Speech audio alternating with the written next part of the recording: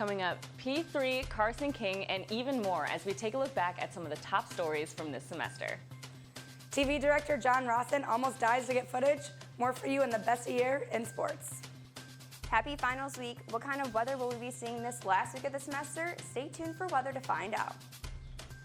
All that and more coming up on this finals week edition of DITV News. Don't go anywhere. DITV Best of the Semester starts right now.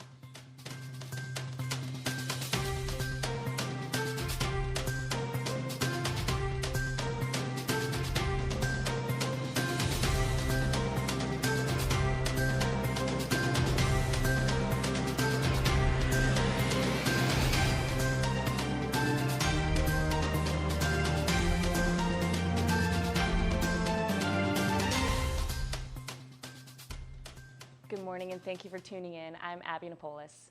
This semester has been full of big stories and exciting coverage. We here at DITV have been working hard to bring you all the updates on everything that goes down here at Iowa.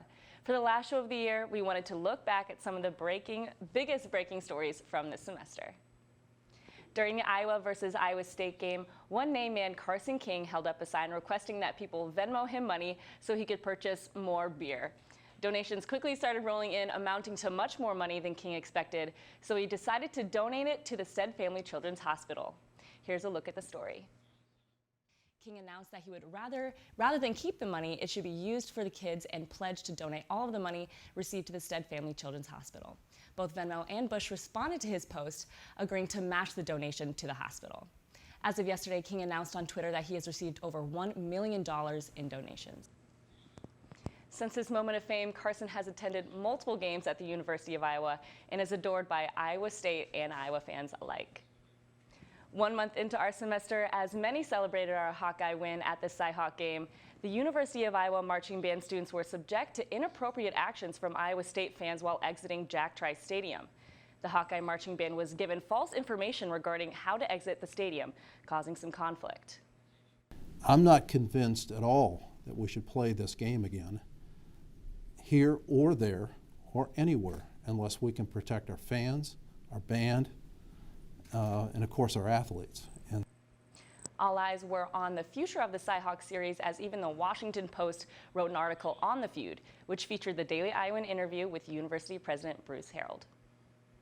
This year, students had plenty of opportunities to see the candidates for the 2020 race. With every Democratic candidate coming to Iowa City at least once, it's likely that every student has seen at least a few around campus, no matter who you support. There have been plenty of opportunities for the community to share their opinions. The caucus is closer than ever, so make sure to tune in to DITV in 2020 to stay up to date on the latest developments. And to wrap up our news for the best of the semester, DITV director John Rawson had the story on Iowa's private-public partnership, the biggest deal of the semester. No one is above the law. That's what Representative Jerry Nadler said. The deal is expected to give Iowa $3 billion by 2060 and could provide long-term financial stability for the university. The funds will be put towards many different improvements, including building a more sustainable campus. Now let's send it over to Melissa in the weather studio to take a peek at the finals week forecast. Thanks, Abby. Today's going to be pretty mild. We're going to have a high of 32 degrees with a low of 16, and it's going to be cloudy. Now let's take a look at what the next couple of days are going to be like. On Tuesday, it's going to be sunny with a high of 34 and a low of 12 with winds around 10 miles per hour. On Wednesday, it will be sunny with a high in the upper 20s and winds around 10 miles per hour. Then on Thursday, it will be partly cloudy with a high in the low 40s, and on Friday, it will be partly cloudy with a high in the mid-40s. Before I send it back to Kim in the weather studio, I want to talk about one more thing.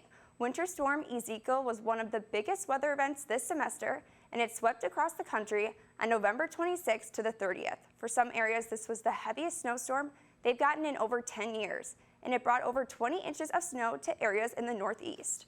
The storm also made traveling difficult and dangerous across the country, specifically in the Midwest and the Northeast, causing many flight delays and cancellations. That's all I have for you in weather, so let's send it to Kim in the sports studio. Also over the weekend, Jordan Bohannon decided to raise some money for the kids, of course. Bohannon signed and left his shoes on the floor of Hilton Coliseum after the win over Iowa State. and now the shoes have made their way back to Iowa City. Jabo decided to auction off the shoes to raise money for the kids at the Stead Family Children's Hospital. He created a Venmo account where people can buy tickets to enter a raffle for the shoes, and the account is well over $20,000 already. Even though there's a lot of bad blood between the two schools, there always seemed to be a good outcome afterwards. With the regular season ending, that means the awards are being handed out. In case you missed it, Joe Bureau from Louisiana State took home the Heisman, but the Hawks also had a lot of names in the award books. With Tristan Wirfs, AJ Epinesa, and Keith Duncan all being named to the All-American team, it's unclear what these guys will do after the season, but I'm just glad that they are going to be wearing the black and gold down in San Diego. Moving into the best of the season, Minnesota rolled into Kinnick undefeated, but the Hawkeyes quickly crushed their dreams of a perfect season. After the game-ending interception, the entire student section rushed the field, and our very own TV director, John Rawson, nearly got trampled in the process, purely for this footage.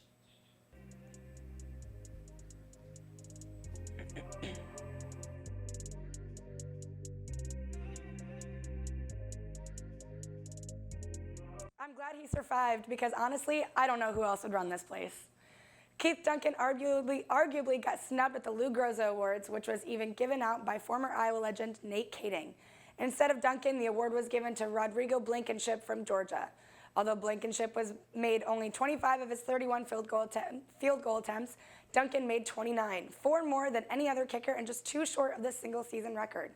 To commemorate the Groza Award finalists, we have some of the best kicks of his season.